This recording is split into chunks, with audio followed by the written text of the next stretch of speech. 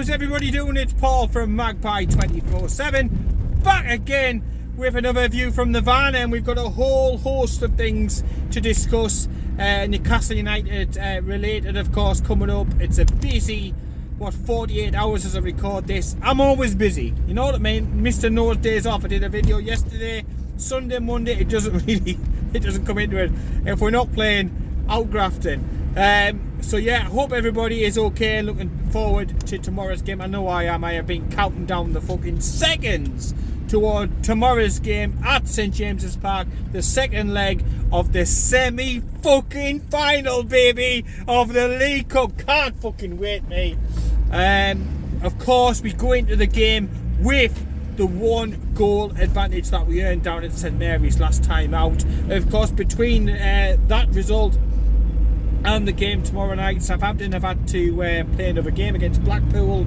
They progressed in the FA Cup. We have had a little bit of time off to prepare, to rest, to get the game plan together and all that sort of good stuff. So yeah, I'm expecting, I'm hoping, I'm praying, I've got everything crossed that it is going to be, of course, victory for us. Can't go in with the mindset of we only need a draw to sort of progress through. I don't think Eddie Howe will do that. He will go for the win, he'll go for the jugular, he'll keep it tight, of course, as is a hallmark of Newcastle United. These days he'll keep it tight at the back, and then our attacking flair players, I think, will make the difference. There's a huge possibility, I think, that there will be changes for tomorrow's game. I think Isaac and Alan St Maximin have definitely earned an opportunity in that starting 11 from the beginning. Callum Wilson still suffering the effects of an illness that he had during the World Cup, so it may be a great opportunity to be able to have him on the bench and look to bring him on in the second half. Apologies about the light, it's just the time of day. So yeah, I think St Maximin definitely deserves a start. And in fact, today during the press conference, Eddie Howe spoke about the Saint. AC Milan have been smelling around him, sniffing around him, making advances towards him over the past couple of weeks. They are keen to do a transfer. They're like a fly around fucking shit, looking to try and pick the bones of Newcastle United, and one of our most flair players, one of our match winners, one of our difference makers. And it was nice to hear Eddie Howe in the press conference to say, look, when it comes to the Saint, he's not for sale. I'm not looking to sell him. I don't want to sell him. He doesn't want to go anywhere. He is staying at St James's Park, and that is absolutely fantastic. But one player who is not, sadly, alas, will be John Joe Shelby. He's going to be signing number 25 since Nottingham Forest were promoted back to the Premier League. Yeah, it's absolutely fucking crazy. But look, he was wanting to go and join Chris Wood at Nottingham Forest. On offer there is a 2.5-year contract. He's only got about 5 or 6 months left on his Newcastle United deal. He needs another couple of games to be able to trigger a 1-year extension, and he isn't going to get that. Eddie Howe said, look, I can't promise him, I can't give certainty and assurance over that. So from his career perspective and everything else, he wants to make the move happen, and he's having the medical today. He will complete that move. It will be a permanent move, so it will be cash in the coffers and stuff for John Joe. But look, he's been here 7 years. He's had some absolutely unbelievable moments. Sometimes it's been frustrating. There's also been times, lots of injuries, lots of setbacks, but every time he's been on the pitch, he's certainly given an absolute 1000%. He's come up with some cracking goals, great moments. The one that springs to my mind straight away, apart from the Manchester City one, which was really, really clever play, I think when we drew 2-2, I think it was the goal against Sheffield United, the one where he just played the offside rule to the letter of the law. Was clever, smart about it, and of course we won down at Sheffield United down there. I was in the away end. It was absolutely cracking. He was sure and he was certain it was a goal. Everybody else wasn't. He played on, scored the goal. Great. And of course, there's a lot of people will sit and look at it and say, look, he was the person who scored that goal down at Leeds that led us on the charge to safety in the Premier League. That was a massive, massive goal for us down at Ellen Road at the time. And if it wasn't for that, who knows where we'd be at the moment. You know, it wouldn't be Champions League, it might be Championship. You know, he's been a loyal servant to the club, he's done a lot for it. He's obviously been very handsomely played, very handsomely rewarded, but he's no longer the best player at the club, and you can't justify, I suppose, paying the big bucks for him. So it makes financial sense for the club, as it did with Chris Wood, you know, a player who's slightly getting on, and it makes sense for the player financially as well. So it's win-win. I've heard anything up to 12 million being quoted. So you know, we'll wait to hear what the official you know, financial settlement is, but clearly, you know, it's worth a few quid to the football club. And Eddie Howe today touched upon the fact that you know, he was sad to leave him, he didn't want to lose him. However, you know, the deal was going to be going through, and they were scouring the markets at the moment, in particular the loan market. So there could be something for the likes of maybe a Conor Gallagher or somebody like that, a Loftus-Cheek, somebody like that, who can come in, you know, again, 6-month loan deal, see what he's like, see how he settles, and then look to maybe a permanent transfer in the summer if everything goes well. You know, a la Joe Willock type job. But yeah, you know, I think if he goes and nobody else comes in, it'll be disappointing. But I understand the financial side of it. I understand it from the player. I understand it from the club. And of course, we are close to signing another one on top of Kowal as well. Obviously, we've signed, and obviously Gordon as well, who was confirmed yesterday. And that's Ashby, the young right back. A little bit sort of mini Trippier, if you like. We want to bring him in as an understudy. I think he's 21 years old. Bring him in from West Ham for £3 million. And the idea is that he'll learn and he'll sponge off Kieran Trippier and develop at St James's Park and be a ready-made replacement longer term for Kieran Trippier when Kieran obviously moves on or comes to the end of his contract, which of course was extended recently, wasn't it, as well? So that's great news. And yeah, that's the main bits of transfer business. There's been a few deals. I've mentioned before that I expected a few of the younger players, Bonswells of the world maybe, to be heading out on loan. That I expect to be the case. That'll be loan manager Shola Amayobi's job to get them suitable loans and suitable opportunities. That'll happen over the next couple of days. And then I still wouldn't be surprised if we loaned out one or two more. You're looking at Ryan Fraser. Everton are interested in him and doing a deal for him. So that's interesting. Southampton and Bournemouth have a long-standing interest in him as well. So you know, plenty of decent opportunities and alternatives for Ryan Fraser, who hasn't featured since well, before the World Cup break and stuff, and doesn't look like he's anywhere near the first team at the moment. He didn't even get a chance against Sheffield Wednesday in the Cup. So yeah, Ryan Fraser, I wouldn't be surprised if he went out. And then there's one or two others with question marks over them, the likes of Javier Manquillo. Will he head out if Ashby comes in? I think that's certainly a possibility. I think he'll maybe join Ryan Fraser. We're heading out there. Matt Ritchie is hanging around and not really doing a great deal at St James's Park, but again, no murmurings really from him in his camp.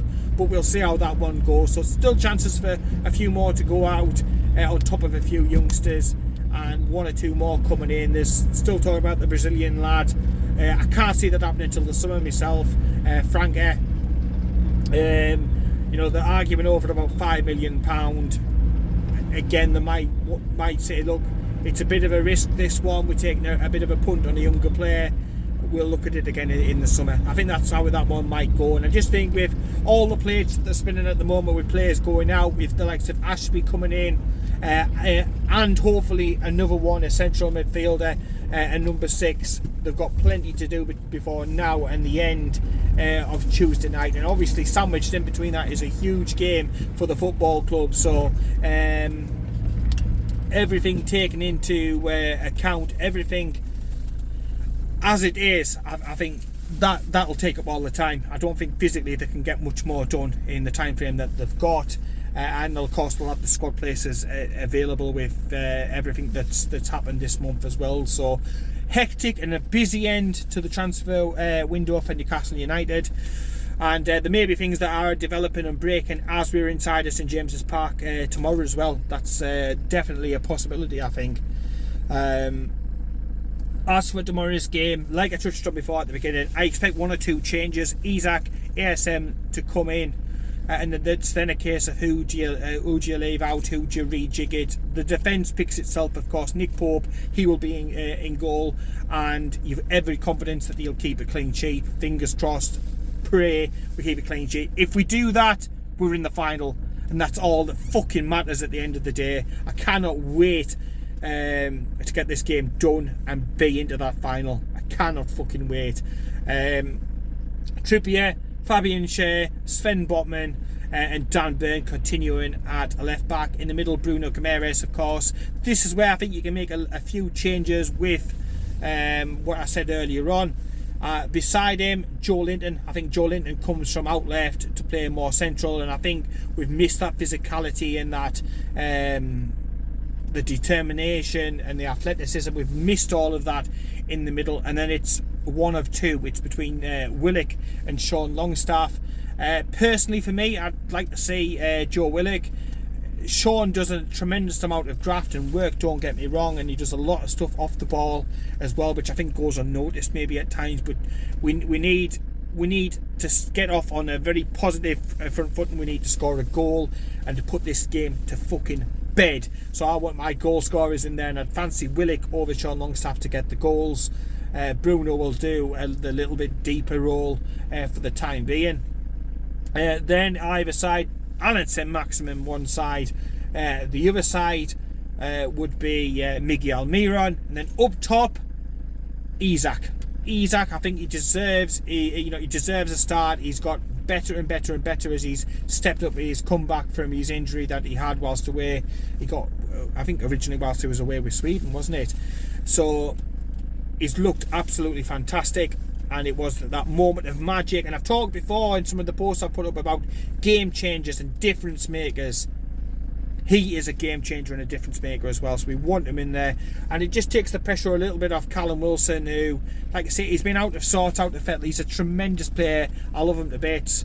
99.9% of the time I would pick him to play him up front and maybe look to play Isaac in another position. But I just think for this game and how it's in the balance at the moment and the importance of it,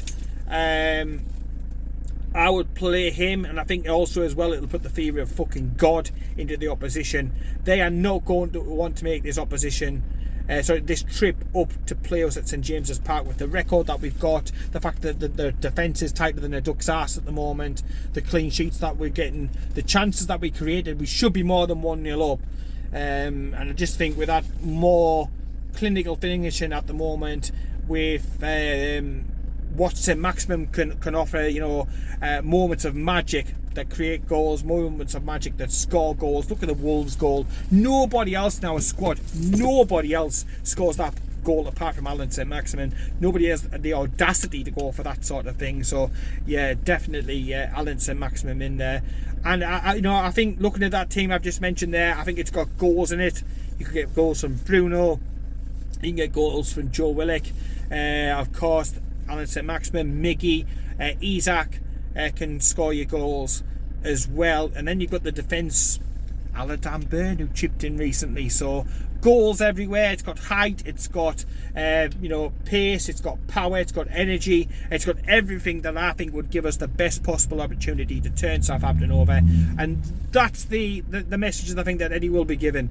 Go out there, do not think that you're 1-0 ahead. It's 0-0. Take it with that mentality. Let's get a goal or two and put this fucking tie to bed. And then you're going to have some cracking substitutes to be able to bring on the likes of Callum Wilson. You're going to be able to bring Sean Longstaff on when you want him to do some more of that dog work in the second half to take the sting out of the game and just to see us over the line. So there's going to be different options there available for us, no doubt about it. I know Eddie likes to keep an unchanged side, but I've just got a feeling there's been that much clamour, that much noise. The way that game went last time out, it's got to be fresh in his mind to make those changes. And yeah, let's just see what the transfer window brings. So Shelby out, Ashby in, and AN another. So keep an eye on across all the socials. We'll keep updating it as much as we can. Clearly we'll all be in St James's Park tomorrow, and the reception inside St James's Park is fucking dog shit. It is crap. You cannot get a signal in there whatsoever. So If things are breaking, if things are broke whilst we're in at the match, we'll catch up with them. We'll get them to you as soon as possible after the end of the game, as well as all the review and the normal stuff as well. If anything transfer wise else does happen, we'll do a separate video. Just whilst I'm on about that, if you could subscribe, that would mean a lot. It's been doing really well recently and just picking up speed and pace and purpose, the YouTube side of it. So if you can hit subscribe and hit the like button, it helps the algorithm, helps us to be discovered and found, and spreads the word you know, a little bit more, and hopefully catches up to some of the other socials for Magpie 24/7, which have been doing absolutely amazingly. So thank you to everybody who continues to support us, because we know there's lots of different ones out there, all great, all different types, all for different purposes, done by some fantastic people and stuff as well. So we're just happy to, you know, to add to that, and your support means an absolute fucking load. It really does. So yeah, thank you for that. Thank you, John Joe Shelby, for everything that you've done for the club for the past 7 years. It is one of the first sort of long-standing players that we sort of lose, and that you've got that sort of emotional connection to. You're thinking of him, you think of the players that we've had for a while, the likes of Jamal Lascelles as well. I wouldn't be surprised if this is his last few months as well at the football club. We're going to have to start getting used to it. There's no room for sentiment in football, not if the football club is to go where it is. You've only got to look at Carl Darlow. He's going to complete his transfer straight after the game tomorrow, it's believed. He'll be going to Hull City on a 6-month loan. Get some football, get some first team experience. He deserves that. He's got a fucking mint chant. Love Carl Darlow's chant, no doubt about that. But yeah, it's difficult when you lose on players that you like and you respect and have done a lot. But it's exciting times for the football club. It is exciting times, and evolution rather than revolution. Every window that goes by, it just keeps getting that bit better all of the time. We're heading, hopefully, to the League Cup final. So yes, take care, keep it tuned. Come on, boys, hurry the lads. Let's get the result in the bag. Let's knock Southampton out and claim our place in the final. So yes, take care, keep it tuned. I'll see you at St James's Park, and I'll speak to you later.